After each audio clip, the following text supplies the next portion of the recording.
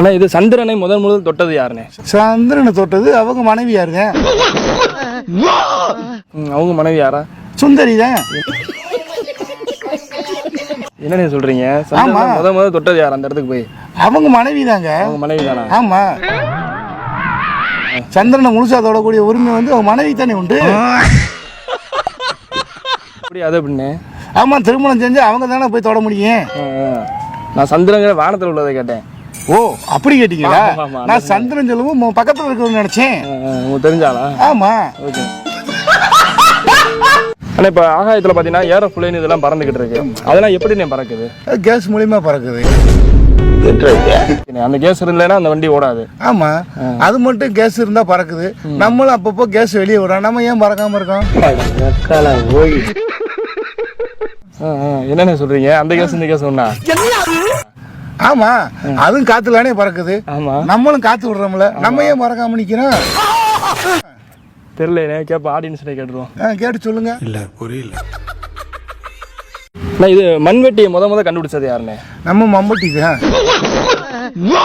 மம்முட்டியா? ஆமா. என்னென்ன சொல்றீங்க? ஆமா, கேரளா சூப்பர் ஸ்டார் மம்பட்டி. இந்த மறுமலர்ச்சி படத்துல மத்தியில மம்பட்டி தலப்பா கட்டிலாம் திரிவார்ல, அவர் தான் கண்டுபிடிச்சாரு. அதாவது மண்வட்டின்னு சொன்னா ஒரு மாதிரி சங்கடம் வரும்னு சொல்லித்தான் மம்மட்டி சூப்பர் ஸ்டார், கேரளா சூப்பர் ஸ்டார்னு பேர் வச்சிருக்காங்க.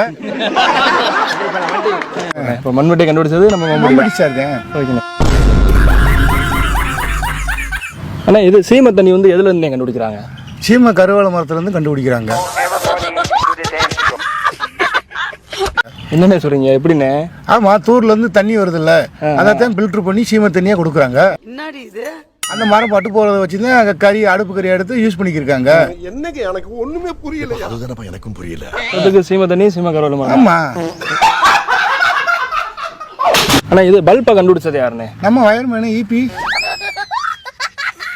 என்னென்ன சொல்றீங்க?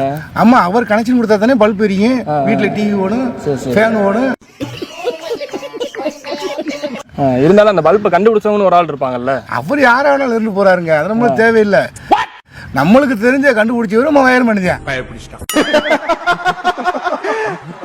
மாசத்துல கரண்ட் பில் கட்டினா அடுத்து 29 நாள் கட் பண்ணி விட்டுருவாரு. திரும்பி போய் பணம் கட்டினா தானே கரண்ட் கொடுக்குறாரு. அப்ப நம்மளுக்கு கண்டுபிடிச்சது வயர்மேன் தான். லைட் பல்பெல்லாம் கண்டுபிடிச்சது வயர்மேன் தான்.